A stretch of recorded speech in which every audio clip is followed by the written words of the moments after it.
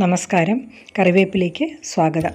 നവരാത്രിക്കും ദീപാവലിക്കുമൊക്കെ വളരെ പ്രാധാന്യമുള്ള ഒരു സ്വീറ്റ് ഐറ്റമാണ് സാഗോ ബർഫി, അതായത് ചൗവരി ബർഫി, സബുദാന ബർഫി എന്ന് ഹിന്ദിയിൽ പറയുന്നത്. എന്താണ് ഈ സാഗോ എന്നും സാഗോയുടെ ഗുണങ്ങളെപ്പറ്റിയും കൂടി വിശദീകരിക്കുന്നുണ്ട്. ചൗവരി അഥവാ സാഗോ എന്ന് പറയുന്നത് സാഗോ പാം ട്രീയിൽ നിന്ന് എക്സ്ട്രാക്ട് ചെയ്തെടുക്കുന്ന ഒരുതരം സ്റ്റാർച്ചാണ്. അതിൻ്റെ ഗുണങ്ങളെല്ലാം നമുക്കൊന്ന് നോക്കാമെന്ന്. വളരെ കുറച്ച് ചേരുവകൾ വെച്ചൊരു പ്രത്യേക ടേസ്റ്റുള്ളൊരു ബർഫിയാണിത്. നോർത്ത് ഇന്ത്യയിലൊക്കെ വളരെ പോപ്പുലറായിട്ടുള്ളൊരു സ്വീറ്റ് ഐറ്റമാണ് ഈ സാഗോ ബർഫി. പൊതുവേ ചീപ്പായിട്ടുള്ള ഈ സാഗോ അഥവാ ചൗവരിയെ ഒരു സാക്രഡ് ഫുഡായിട്ട് കരുതുന്നവരുണ്ട് ഹിന്ദു ട്രഡീഷണൽ നോർത്ത് ഇന്ത്യയിൽ പല സ്ഥലങ്ങളിലും. അതുകൊണ്ട് ഈ സാഗോ ബർഫി ദുർഗാദേവിക്കും ലക്ഷ്മി ദേവിക്കും ഒക്കെ ഉള്ള ഒരു പ്രസാദമായിട്ട് സമർപ്പിക്കുന്നവരുണ്ട്. ഈ സാഗോ ബർഫിയുടെ വൈറ്റ് കളർ എന്ന് പറയുന്നത് പ്യൂരിറ്റി ആൻഡ് ഇന്നസെൻസിനും മധുരത്തെ സന്തോഷത്തെയും പ്രതിനിധീകരിക്കുന്നു. ഇത് ഗിഫ്റ്റായിട്ട് കൊടുക്കുമ്പോൾ നമ്മൾ സന്തോഷവും സ്നേഹവും ഷെയർ ചെയ്യുന്നതായി സങ്കല്പിക്കുന്നു. ഈ സാഗോയുടെ ഒരു പാക്കറ്റ്, അതായത് 200 ഗ്രാമിൻ്റെ ഒരു പാക്കറ്റിന് 19 റുപ്പീസ്, അതായത് 19 രൂപയാണ് വില. അതിൽ നിന്ന് ഞാൻ ഇവിടെ ഈ ആവശ്യത്തിനായിട്ട് ബർഫി ഉണ്ടാക്കാനായിട്ട് ഒരു കപ്പ്, അതായത് 250 ml ഒരു കപ്പ് സാഗോ ആണ് എടുത്തിരിക്കുന്നത്. എന്നിട്ട് നമുക്കത് കഴുകാൻ പറ്റാത്തത് കൊണ്ട് ഒരു നനഞ്ഞ ടവലിലേക്കിട്ട് നന്നായിട്ടൊന്ന് കൈകൊണ്ട് ഇതുപോലെ പ്രസ് ചെയ്ത് ആ പൊടിയും അതിൻ്റെ ഇമ്പ്യൂരിറ്റീസൊക്കെ മാറ്റിയെടുക്കാം. നമുക്കിതിനെ ഒന്ന് സ്റ്റൗവിൽ വെച്ച് ഒരു ബിലോ മീഡിയം ഫ്ലെയിമിൽ ഒരു 10 മിനിറ്റോളം ഒന്ന് വറുത്തെടുക്കാം. ഈ ചൗവരിയിൽ പൊതുവേ കാർബോഹൈഡ്രേറ്റ്സ് ആണ് കൂടുതലായിട്ടുള്ളത്. അപ്പോൾ അതായത് അതൊരു എനർജി സോഴ്സാണിത്. ചെറിയ തോതിൽ മിനറൽസും മഗ്നീഷ്യവും പൊട്ടാഷ്യവും അയണും ഒക്കെ അടങ്ങിയിട്ടുണ്ട്, വളരെ ചെറിയ തോതിൽ.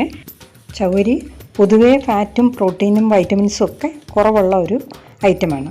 ഇതിപ്പോൾ ഏകദേശം 10 മിനിറ്റോളമായി. ഇത് ക്രിസ്പി ആയോ എന്ന് അറിയാനായിട്ട് നമ്മളൊരു 1-2 എടുത്ത് വായിലോട്ടൊന്ന് ഇട്ട് നോക്കുക. പൊട്ടുന്നുണ്ടെങ്കിൽ ക്രിസ്പിയായി, അല്ലെങ്കിൽ നമുക്കിതുപോലെ എടുത്ത് ഒന്ന് പൊട്ടിച്ച് നോക്കാം. അപ്പോൾ അത് ക്രിസ്പിയാണെങ്കിൽ ഉടനെ അത് പൊട്ടും, മറ്റേത് ചതഞ്ഞിരിക്കും. അപ്പോൾ ഇപ്പോൾ ആയിട്ടുണ്ട്. അപ്പോൾ അതിൽ നിന്ന് ഫ്ലെയിം അങ്ങ് ഓഫ് ചെയ്ത് കരിയാവെ വേറൊരു പാത്രത്തിലേക്ക് മാറ്റാം.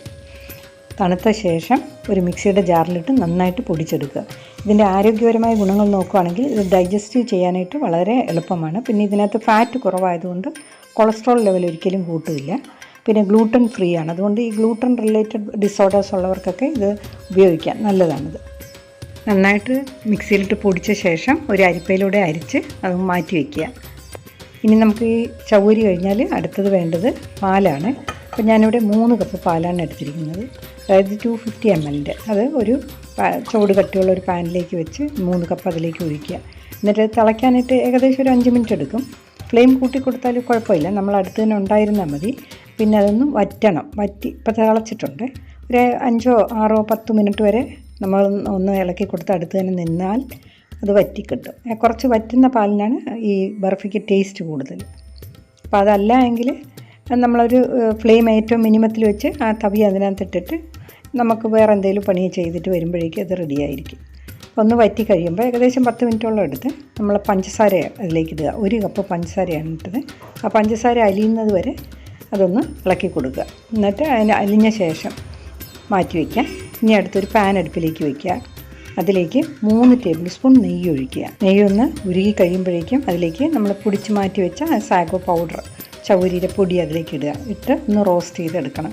നേരത്തെ നമ്മളിതൊന്ന് വറുത്തതാണ് എങ്കിലും ഈ നെയ്യിൽ കിടന്നൊന്ന് റോസ്റ്റ് ചെയ്യുമ്പോൾ അതിൻ്റെ ടേസ്റ്റിന് വ്യത്യാസം വരും, നല്ല മണവും ഒക്കെ വരും. പിന്നെ അതിലേക്ക് ഡ്രൈ ഫ്രൂട്ട്സ് എന്ത് വേണമെങ്കിലും ഇടാം. ഫ്ലെയിം ഏറ്റവും കുറച്ച് വയ്ക്കുക.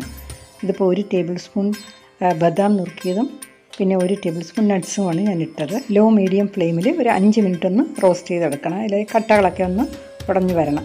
അതിന് ശേഷം നമ്മൾ പാലും തിളപ്പിച്ച് മാറ്റി വെച്ചിട്ടുണ്ടല്ലോ, വറ്റിച്ച പാല്, അതൊന്ന് കുറേശ്ശെ ഒഴിച്ച് കൊടുക്കണം. ആ പാല് ഞാൻ 4 പ്രാവശ്യമായിട്ടാണ് ഒഴിച്ചത്. കുറേശ്ശെ ഒഴിച്ച് ഒന്ന് കട്ടയൊക്കെ ഒന്ന് ഉടഞ്ഞതിന് ശേഷം ആ പാൽ അതിൽ പിടിച്ചതിന് ശേഷം അടുത്ത സെറ്റ് ഒഴിക്കുക.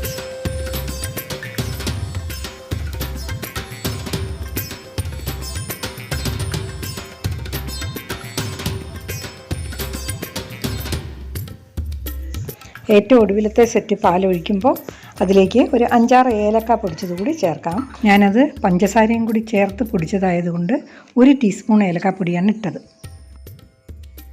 ഏലക്കയുടെ പൊടി മണം ഇഷ്ടമില്ലാത്തവർക്ക് കുറച്ച് വേണമെങ്കിൽ കുറയ്ക്കാം, അല്ലെന്നുണ്ടെങ്കിൽ വാനില എസൻസ് ഒഴിക്കാം, അതിന് വേറൊരു ടേസ്റ്റാണ്. അപ്പോൾ ഇനി ഇതിലേക്ക് ഫൈനലായിട്ട് 1 ടേബിൾ സ്പൂൺ നെയ്യ് കൂടി ഒഴിക്കണം. ആദ്യം നമ്മളൊരു 3 ടേബിൾ സ്പൂൺ നെയ്യ് ഈ പാനിലേക്ക് ഒഴിച്ചിരുന്നു. നന്നായിട്ട് മിക്സ് ചെയ്ത ശേഷം 1 ടേബിൾ സ്പൂൺ ചോപ്ഡ് ബദാമും 1 ടേബിൾ സ്പൂൺ ചോപ്ഡ് നട്ട്സും കൂടി ചേർക്കാം.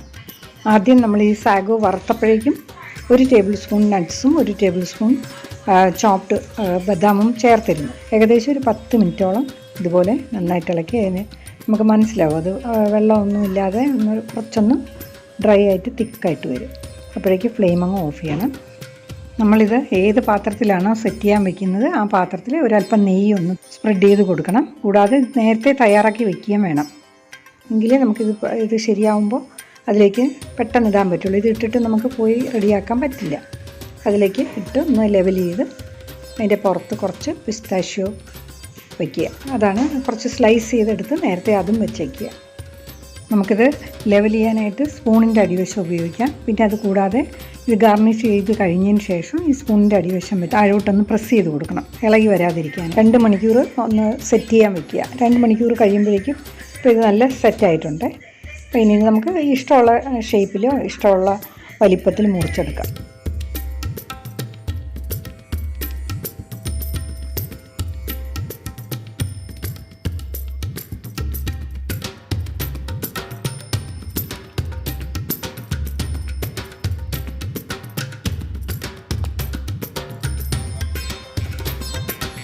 ഇനി നമുക്കൊന്ന് ടേസ്റ്റ് ചെയ്ത് നോക്കാം. നല്ലൊരു ടേസ്റ്റുള്ള സാധനമാണ് ഇത്. എല്ലാവർക്കും ഇഷ്ടപ്പെടും ഇത്. എല്ലാവരും ഒന്ന് ട്രൈ ചെയ്ത് നോക്കുക. തീർച്ചയായിട്ടും നിങ്ങൾക്കിത് ദീപാവലിക്കും ഈ പൂജയ്ക്കുമൊക്കെ ഇത് ഉപയോഗപ്രദമായിരിക്കട്ടെ. ആദ്യത്തെ 1-2 ദിവസമേ ഇത് പുറത്ത് വയ്ക്കാവൂ. അത് കഴിഞ്ഞാൽ ഫ്രിഡ്ജിനകത്ത് വയ്ക്കുക. വീഡിയോ എല്ലാവർക്കും ഇഷ്ടപ്പെട്ടെന്ന് വിചാരിക്കുന്നു. സബ്സ്ക്രൈബ് ചെയ്യാൻ മടിക്കരുത്. പിന്നെ ലൈക്ക് ചെയ്യുക, ഷെയർ ചെയ്യാനും മറന്നു പോകരുത്. അടുത്ത ആഴ്ച നല്ലൊരു വീഡിയോയുമായിട്ട് വീണ്ടും കാണാം. അതുവരയ്ക്കും എല്ലാവർക്കും ഒരിക്കൽ കൂടി ഞാൻ നന്ദി പറയുന്നു. Thank you.